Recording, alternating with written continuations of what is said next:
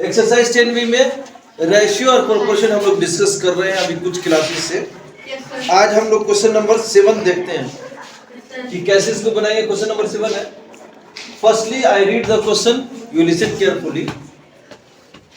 Question है the first and third term and the fourth term, first third and fourth, there are written 3 terms. First term में क्या लिखा हुआ है भाई, रिस्पेक्टिवली 12 है, सेकंड टर्म मालूम नहीं है, and third term is 8 and the fourth term is 14। ये टर्म्स लिखे, यहां पर हमको टर्म्स मालूम नहीं है, तो उस सेकंड टर्म को हम लोग क्या मान ले, एक्स मान लेते हैं। क्या मान लेते हैं, एक्स। तो इस चीज को लिख देना चाहिए, let the second term be x. अब ऐसा क्वेश्चन आप लोगों ने पहले बनाया हुआ ना। हम लोग को मालूम है कि एक्सट्रीम का प्रोडक्ट मीन के प्रोडक्ट के इक्वल होता है। That means we write here firstly product of mean is equal to product of extreme. Product of extreme, very nice. Product of mean, ये मीन का हिस्सा है ना, तो x मल्टीप्लाई करें 8 के साथ, तो ये इक्वल होना चाहिए, या होता है जब भी कोई नंबर प्रोपोर्शन में होते हैं तो इक्वल होता है। तो 8 का x का वैल्यू निकालना है, x अपनी जगह रखते हैं 12, सॉरी यहाँ मल्टीप्लाई का निशान होगा 12 मल्टीप्लाई 14, और 8 को हम लोग इस साइड शिफ्ट करते हैं, नंबर को नंबर की तरफ कर देते हैं। इन दोनों के बीच में मल्टीप्लाई का निशान है, यहाँ आएगा तो क्या होगा, डिवाइड हो जाएगा। अब कैसे कैंसिल कर लेते हैं, 4 से, 4 2 जा 8, 4 3 जा 12, और यहाँ से 2 से 7 जा, तो x इक्वल टू आपका क्या निकला, 21। It means the second term is therefore second term equal to 21। This is your answer. Question number 8 देखते हैं। क्वेश्चन नंबर 8 में है, कहता है कि show that the following numbers are in continued proportion. Continued proportion में नहीं है कि नहीं है। क्वेश्चन 1 को पहले मैं यहाँ लिख देना चाहता हूँ कि ये 48, 60 एंड 75 है। जब कंटिन्यूड प्रोपोर्शन होगा तो मिडिल वाला टर्म 2 बार रिपीट कर देंगे। कंटिन्यूड प्रोपोर्शन में फाइंड द कंटिन्यूड प्रोपोर्शन मालूम करना है। क्या करना है, कंटिन्यूड प्रोपोर्शन। इसमें 48 रहने दे as it is, ratio 60 as it is, और कंटिन्यूड प्रोपोर्शन में बीच का कंटिन्यू हो जाता है ये नंबर 60 प्रोपोर्शन 75। ये है तरीका निकालने का कंटिन्यूड प्रोपोर्शन को फाइंड। कंटिन्यूड प्रोपोर्शन है कि नहीं, तो 48 को मल्टीप्लाई करना चाहिए हमको 75 के साथ, यानी एक्सट्रीम का प्रोडक्ट मीन के प्रोडक्ट के इक्वल रहता है। इसमें कोई फर्क नहीं पड़ता, मैंने पहले भी वीडियो में बता दिया है कि बीच वाला नंबर मीन को भी पहले लिखा जा सकता है, प्रोडक्ट ऑफ मीन, और प्रोडक्ट ऑफ एक्सट्रीम बाद में लिख सकते हैं, जैसे कि क्वेश्चन नंबर 7 में है। Is it clear? इसमें आप कंफ्यूज नहीं हो गए। 48 को 75 से मल्टीप्लाई करते हैं, तो आप रफ में मल्टीप्लाई करो 48 और 75 को, ये मल्टीप्लाई करके आता है 3600। कितना है, 3600। और ये कितना है, 6 6 जा 36, और डबल 0 इसमें चिपका दिए। दोनों इक्वल हो गए कि नहीं हो गया? तो शो करना की, शो कर दिए हमने, बता दिए कि कंटिन्यूड बोल दिया, फोर, ठीक है। It is in continued proportion, it is in A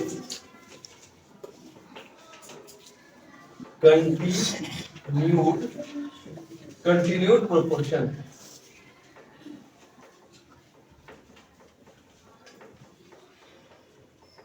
clear है? क्वेश्चन नंबर 9 देखते हैं। तो क्वेश्चन नंबर ध्यान से सुनिए, क्वेश्चन नंबर 9 को। क्वेश्चन नंबर 9 में है 9 सेकंड टर्म x है, and the third term is also x, and the fourth term is 49। Find the value of x। क्या मालूम करना हम लोग को, वैल्यू ऑफ x मालूम करना।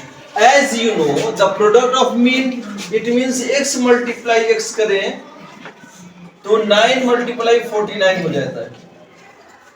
देखिए सम टाइम यहाँ पर हमने देखिए रखा था, मीन को पहले लिखा, एक्सट्रीम को बाद में लिखा। यहाँ कोई बात नहीं है, किसी को भी पहले लिख सकते हैं। ऐसा इसलिए करते हैं कि अक्सर वेरिएबल को हम लोग क्या करते हैं, लास्ट वेरिएबल का मतलब जिसमें एक्स जुड़ा हुआ है, एक्स जैसे कोई नंबर है जिसको फाइंड आउट करना है, उसको अक्सर हम लोग लेफ्ट साइड में लिखते हैं। किधर लिखते हैं? लेफ्ट साइड में। तो इसीलिए हमने यहाँ पर मीन को पहले लिख लिया। क्लियर है? और यहाँ नंबर को लिखा 9 × 49। तो x को x के साथ मल्टीप्लाई कर देंगे तो कितना हो जाएगा?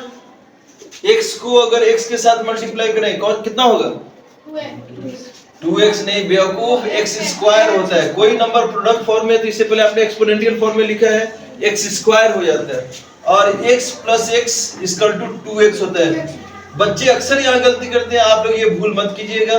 x को x के साथ ऐड करेंगे तो 2x होगा। एक x यानी x जुड़ा x के साथ तो 2x बन गया, और x के साथ मल्टीप्लाई करते x स्क्वायर हो गया। क्योंकि प्रोडक्ट फॉर्म में हम लोग देख चुके हैं 3 × 3 = क्या होता है? 3⁻²। एक्सपोनेंशियल फॉर्म ये ना होता है, तो इसको लिख देते हैं हम लोग x⁻2 हो गया। ये x स्क्वायर, जब पावर 2 रहता है उसको बोलते हैं x स्क्वायर। क्लियर है? इसको मल्टीप्लाई करें, इससे बेहतर है कि इसको भी हम लोग क्या करें, 9 को फैक्टराइज कर लेते हैं 3 से। 3 3 जा 9 यानी 3 का पावर 2। इसका मतलब है वो 9 को हम लोग बोल सकते हैं ना 3 का पावर 2। अब 49 को अगर हम लोग कर लें, इसका फैक्टराइज कर लें तो 7 7 जा, इसका मतलब मल्टीप्लाई 7 का पावर स्क्वायर।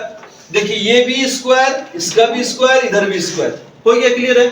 तो दोनों साइड के स्क्वायर को कैंसिल, ये स्क्वायर और ये स्क्वायर सब कैंसिल हो जाएंगे। तो हमारा x का वैल्यू निकलेगा 3 × 7 इसका 21। तो x का वैल्यू कितना निकला? 21 निकल गया। x का वैल्यू कितना निकला? 21। यहाँ ये बात बहुत ध्यान से रखनी है, ये बात कि अगर एक स्क्वायर निकला है तो दो भी नंबर को जो क्या करें हम लोग स्क्वायर में कन्वर्ट करने की कोशिश करते हैं। ऐसा क्वेश्चन सिर्फ आप लोग में सिर्फ एक ही है, तो इसलिए पहले इसको ज्यादा हम लोग इस पर ये ना करें, चर्चा ना करें तो बेहतर है।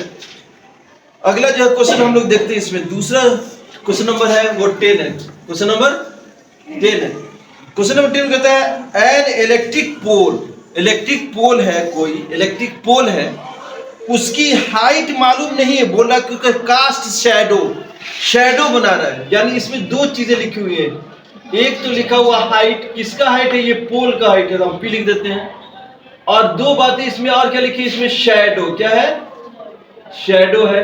इसको मैं इरेज कर देता हूं। प्रोपोर्शन हो रहा है, दूसरे पार्ट में लिखते हैं, दूसरे पार्ट में बोलता है कि क्या है? ट्री का हाइट है। क्या है? इसमें भी हाइट लिखा हुआ है। क्या लिखा हुआ है? हाइट, लेकिन यहाँ पर ट्री का तो हम टी लिख देते हैं। प्रोपोर्शन यहाँ पर भी शैडो है। क्या है? शैडो, ये शैडो लिखा हुआ है। क्लियर है?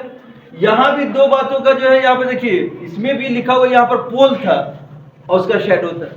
दूसरे पार्ट में क्या लिखा हुआ है? उसका जो है एक ट्री है और उसका शैडो है, दोनों का हो गया। ये प्रोपोर्शनल होना चाहिए। इसका हाइट पोल का नहीं मान लेते हैं, मान लेते नहीं है तो इसको मान लेते हैं एक्स। क्या मान लेते हैं? एक्स। और इसका शैडो जो बन रहा है पोल का, वो बोलता है कितना मीटर जाता है? 20 मीटर है। तो इसका शैडो, पोल वाला शैडो 20 मीटर है। ये प्रोपोर्शनल होना चाहिए। दूसरे पार्ट में बोलता है कि ट्री का हाइट कितना है? वो 6 मीटर है, गिवन है। तो इसकी हाइट की जगह 6 लिख दें और इसका शैडो मालूम हम लोग, इसका शैडो क्या लिखा हुआ है? शैडो भी मालूम है, वो 8 है मीटर। कितना है? 8 है। हो गया? क्लियर है? अब देखिए ये मैथ जो बिल्कुल वैसे ही होगा जैसे कि हम लोग पहले भी इसको सॉल्व कर चुके हैं। तो यहाँ पर हमारा एक्सट्रीम का प्रोडक्ट एक्स एक्सट्रीम के साथ आ रहा है ना, तो प्रोडक्ट ऑफ एक्सट्रीम पहले लिखते हैं। यानी x × 8 इक्वल होना चाहिए 20 × 6 के। ठीक है? तो 8 का वैल्यू निकालें, 20 × 6 बाई ये 8, सॉरी x का वैल्यू निकलना था। ये 8 यहाँ हम लोग लेके आ जाते हैं, इसकी तरफ कैंसिल कर देते हैं 4 से। 4 दूनी 8, 4 पंचे 20, 2 3 जा 6, 5 3 जा 15। ये 15 मीटर क्या निकला? ये हाइट ऑफ पोल निकला। देयरफॉर, एक मिनट से रुकिएगा, height of pole equal to 15 metre. This is your answer. मेरे ख्याल से आप लोग जो है इसको बहुत आसानी से इस चैप्टर को समझ चुके होंगे। क्वेश्चन नंबर 11 रह जाता है, वो आप लोग अपने खुद से बनाने की कोशिश कीजिएगा। ठीक है? और अगर फिर भी उसके बाद भी कोई प्रॉब्लम है तो आप लोग जरूर इसको जो है आकर जो है कमेंट बॉक्स में कमेंट कीजिए और जरूर इसे लाइक और सब्सक्राइब कीजिए। Thank you, have nice time, bye bye, see you.